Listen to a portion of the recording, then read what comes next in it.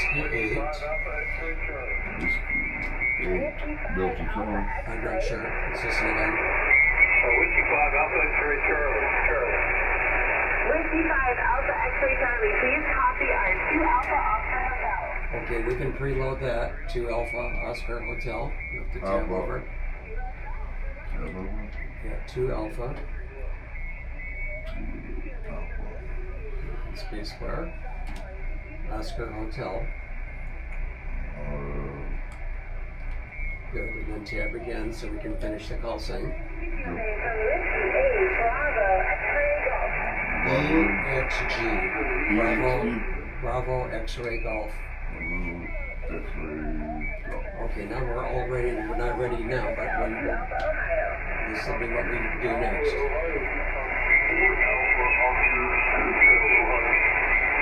USO, to rescue from deceased of Cincinnati, 73. From Whiskey 8, Bravo, X-ray Golf. Kilo Echo 4 Echo Alpha. Kilo Echo 4 Echo Alpha, please copy our 2 Alpha Oscar Hotel. Good, and then down here. 2 Alpha Sierra Charlie. USO, good luck to you, 73. Well, this is our get on the air station, and this is our hex beam that's dedicated to the GOTA, or get on the air station. Well, for the low bands we have this end-fed half-wave antenna that's cut for 80 meters, and it's also resonant on 40 meters, so we use it as the low band antenna for the get on the air station. Well, there's the pavilion, which houses the 2 transmitters, the 2A stations. That's 2 transmitters for a club station. They're all transmitting the call sign Kilo 4 Sugar Victor, and in that shelter is the 2 stations plus the VHF bonus station. And on the foreground here is the power trailer, which has the Force 12 Yagi. It's 2-element beam. It's a 46 feet elevation that is supplying the antenna for the single sideband station. Also on it is a fan dipole, which is cut for 40 and 80 meters, and that is also towards the single sideband station.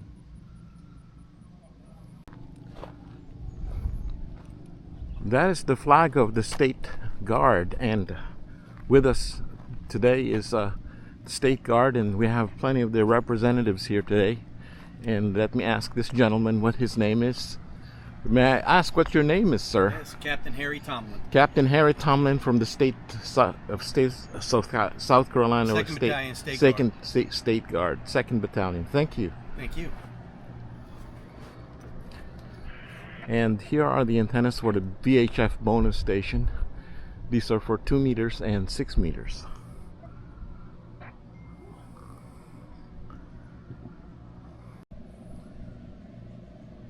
And I'm walking towards the pavilion now.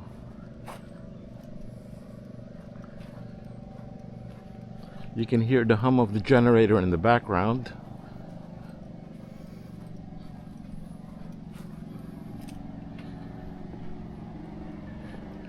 And here, present as always, is Mr. Gary, Whiskey 4 Echo Echo Yankee.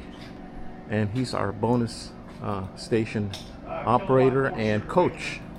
And he operates 6 meters and 2 meters from this setup that he's got here. November 3. Well, this is our single sideband station, and sitting next to Carl Whitaker, W4RCW. He's the operator right now. Sitting next to him is Chris, WN4S, and they've been operating for how many hours now?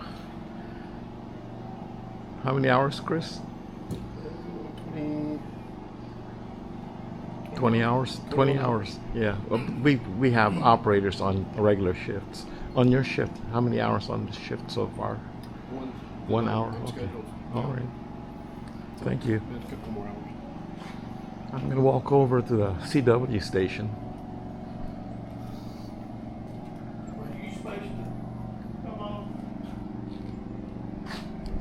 Here on the CW station is our lead CW operator, and he also set up these radios. His name's Randy Farmer, and his call sign is Whiskey 8 Foxtrot November.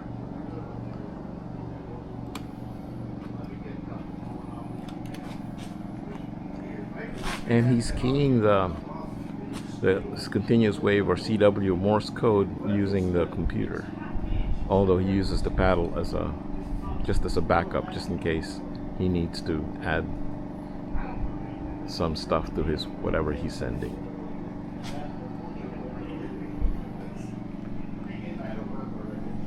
Both these stations are K3s, and they have both pan adapters. And right now he's on 15 meters,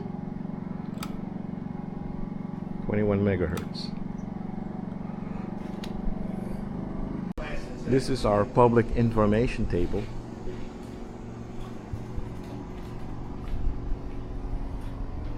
QSL 5 Alpha India November. We are 2 Alpha Sierra Charlie. That's right. As you can see, the State Guard is ever present with us here.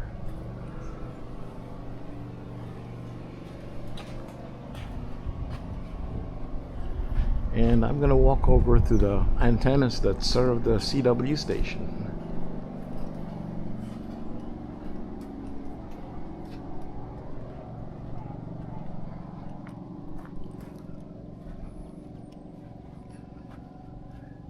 So the high bands, that's 20 meters, 15 meters, and 10 meters, are served by this hex beam on this fiberglass mast. And the low bands are, I don't know if you can see it at all, but there's a fan dipole hanging from that light tower. Maybe I can move a little closer and get us a better picture of what that antenna looks like. Here are our overnight stayers. This is KJ4TID. That's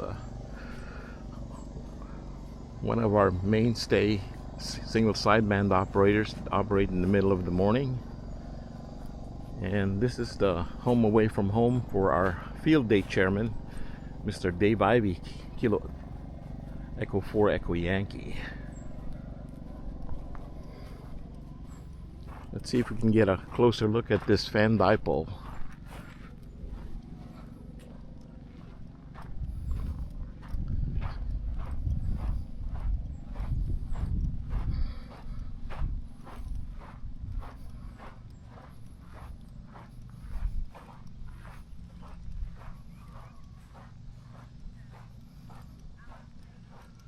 Well, I think maybe you can see this a little bit better. There's a pulley that's hoisted up using a drone to drop a weight, so we can pull up a rope over that lighting tower, and then that center support that supports the dipole is right there by the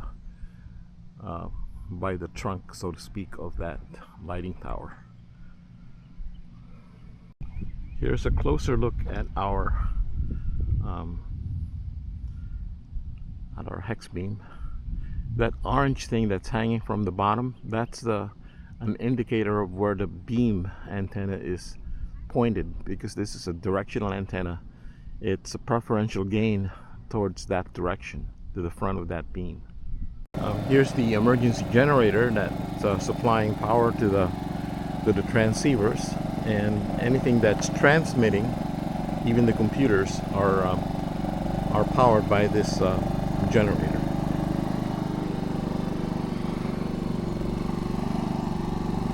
Faded out for 5 or 10 minutes. 5 or 10 minutes, it'd come back in real strong. You know, I always wondered, why does that do that? What's causing that? You know, and of course, as we learned later in life, it was atmospheric conditions and propagation and that. Well, we got interested in little shortwave radios, and then you could hear people talking that were broadcast. That's right. It was just fascinating. That's right. You know, long before the days of computers. But anyway, go ahead. So how do you? So you had your AM radios, then you had your CB radios and your ham radios. And which one do you feel like more effective between the CB radio and the ham radio? Well, yeah, there's no question ham radio because there's you no got question. we got more bandwidth, and you can go from 160 meters all the way up to. He has a place for a little local community type, locale communications. But amateur radio, it's totally professional compared to CB. And at the risk of sounding the way this is going to sound, you typically have a better class of people that are a little more intelligent and educated that moved on into ham radio. Right. And they abide by rules and regulations, which they totally forgot about with the CB. Yeah. So, two questions for you and for both of you. What are the two things required to make an effective ham radio operator? Well, knowledge, Yeah. Because I like knowledge I found a lot of and interest. skill. Yeah, knowledge and skill And equipment. and equipment. Skill Yeah. and equipment. It's not a plug-and-play type thing.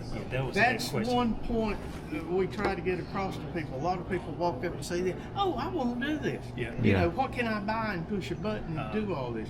It's a learning process. Right. It takes years, Wow. really, but you never stop growing in it. You know, I've been in it 50-something years. Is that And I'm so? still learning. Yeah, we're still learning. Still learning. Still learning. Still So learning. what are some of the challenges over the years that you've encountered, and how did you overcome them? Well, I'll be honest with you. One of the biggest obstacles usually is how to put up good, effective antennas. I understand. Yeah, equipment, you can go push a button with your credit card, and, you know, Well, and buy $1,000 yeah, worth yeah, of equipment. yeah. But Yeah. to put the equipment down here, Sure, well, you sure. can see what kind of trouble we've That's gone right. up. Yeah. And there's quite a few antennas out here that you don't see Sure. that we And there's put our up chairman. temporarily. Yeah, having a good time here. But it's We're having a nice it's discussion about wonderful amateur hobby. radio. At my age, the majority of my friends, other than friends I made through work or through ham radio, and it's just been a Lifelong Yeah, friends. yeah, Lifelong yes, friends. I lost, you know. What was your biggest challenge in Hurricane Helene? Well, most of it is in North Carolina, most of the damage. Yeah. And so the amateurs in North Carolina banded together Oh, you on serious? 2 meters That's great. and coordinated supply efforts, Right. coordinated Right. getting supplies in from out of state. Yeah. And you could hear you can hear their action on It was amazing, but one of our biggest challenges after Helene, and for most all of us, was power. Power. Having emergency power. Yeah. And Yeah. unfortunately, there was one repeater that's well known around this area on Mount Mitchell, I'll call it. It's close to Mount Mitchell. They're at a commercial broadcast facility up there, a radio station. So they had emergency generators going full time. The majority of us hams lost power. I keep a repeater going Sure. up above Tryon, but we don't have emergency power. We were dead in the water just like we were at home. Out stringing up stuff like we do here in a quick hurry, just temporarily to get communications going. Yeah. Right now, I haven't listened to it because we've been up here, but supposedly there's a large emergency communications network going on in Venezuela. on Right? frequency Yeah. because of Venezuela, Right. the earthquake down there. That's always been a big need for emergency Is that right? communications. Yeah. Yeah. We could stand here and talk about it all day. Yeah, You yeah, know, we can. Because it really is so varied, and there's so many little hobbies within the hobby. Yeah, We yeah, have exactly. A station that was just been taken down here that was set up just to work satellites. Amateurs actually have some satellites up, but there's guys that get lost in that little aspect of the hobby. And there are guys that get lost in like summits on the air. That these are people who hike to the tops of mountains. You know, I guess I'm one of the examples. Well, Okay. it used to be a big aspect of ham radio before cell phones and worldwide phone communication.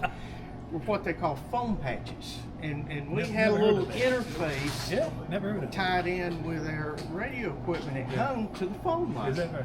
So even back in Vietnam, foam patches for the soldiers back home was a real big thing. Is that right? Yes, Yeah. and you could patch through from countries away and call your family and have communications. That's amazing. Yeah. Again, you're too young, but one of the older famous senators, Barry Goldwater. I remember. Okay, he was a ham, and he put I didn't know a that. lot of money into some very good stations to run phone patches for soldiers. Yep. Yeah. And Yeah. The modern version of that is now WinLink. WinLink. WinLink That's is, my is first time hearing it. last night we sent stick around. We'll teach you we sent all kinds 11 emails. 11 emails, not through the internet, Yeah. but through amateur radio. There's some amateur radio stations that's specially set up with this special software Yeah. to retransmit like phone patches, except they're electronic. Yeah. So I learned about WinLink today because he sent an email through the radio to my phone. I'm like, it ain't no way you can do that. Yeah. He was like, wait. He said, when you receive it, respond to it. And I received it. I'm like, now I believe it. Yeah. But that anyway. But hey, thank you so much. Sure. My name is Private Roundtree. What is your name? Mine's Carl, and my call's W4CW. Where are you from? Where I'm from originally? Well, Oh, I live in Greenville, South Carolina. oh, I live in Greer. Is that so? Yeah. Oh, I'm so yeah, glad we're to meet all. you. Thank you so much for pretty your local. time. That is Thank you. fantastic. Well, we're Thank so you. glad Thank that you you so Private much. Roundtree. stopped Absolutely. by. I'll be I hope back. you don't mind seeing yourself on No, not at all. on Not at all. YouTube. I'll definitely be back. You next year. kept it on him, not me, right? Both of you. Okay, thank you, conversation. He said conversation. Hey, thank you so much, man. I Okay. appreciate it. Listen, hey, if you're interested, seek some help. We're Greer Amateur Radio Club. Any of us would be happy to help you. And it is just such a varied hobby. Like I say, it's something you got into it now, you'd stay with it the rest of your life. And it is just so. It's hard to explain how varied it is and what a learning experience it is, both socially and educationally. You know, Private, it was Simpson. He's in our unit, and he inspired me also. He encouraged me. So he texted me yesterday morning. Then he emailed me. He said, Roundtree, he said, you said you was interested, but I don't see your name on the roster. Yeah. 30 minutes later, there it was. You'd make a great ham. I can tell this by talking. Hey, thank you so All right. Find another one. You should try running. What's that? Try running. Yeah. I think it was a K2.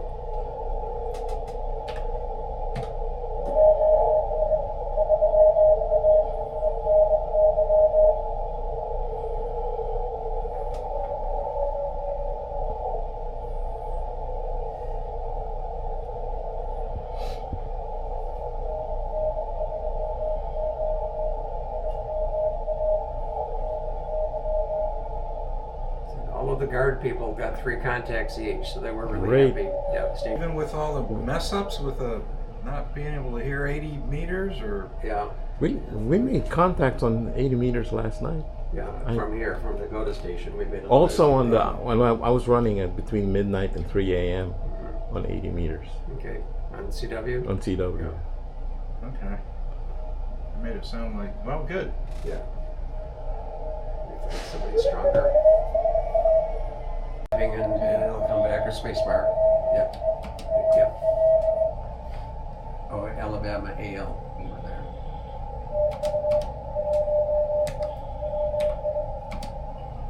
So now we've got.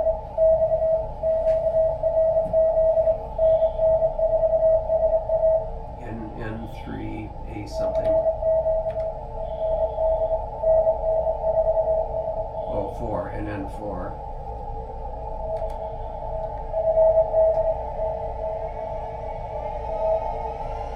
And then 4AA. AA, okay. AA? Yeah. And we'll listen again. Okay, we got that all right. And We're ready.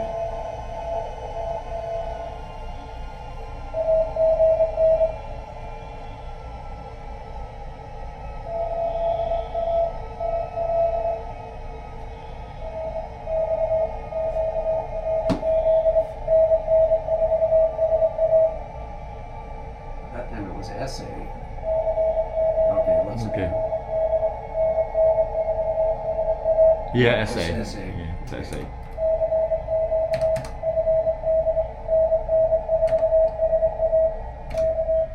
Perfect.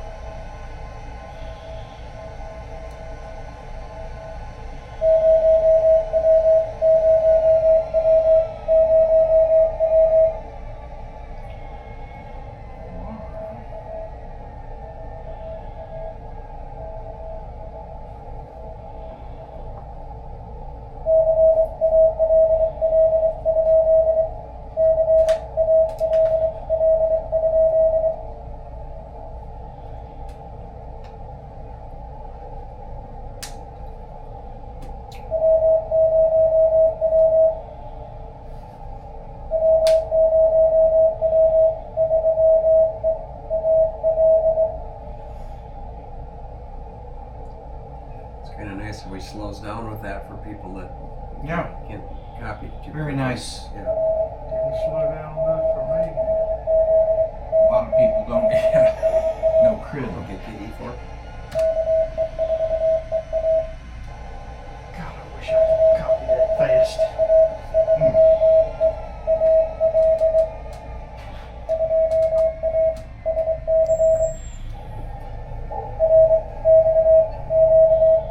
Okay. Hey, That the better half? That's my best hit. The right Yeah, we do. foreground. It just gets VHF, UHF. What are they mostly talking about? Something come back and you got Put this call. Start work. Victor, we are 2 Alpha, 2 Alpha.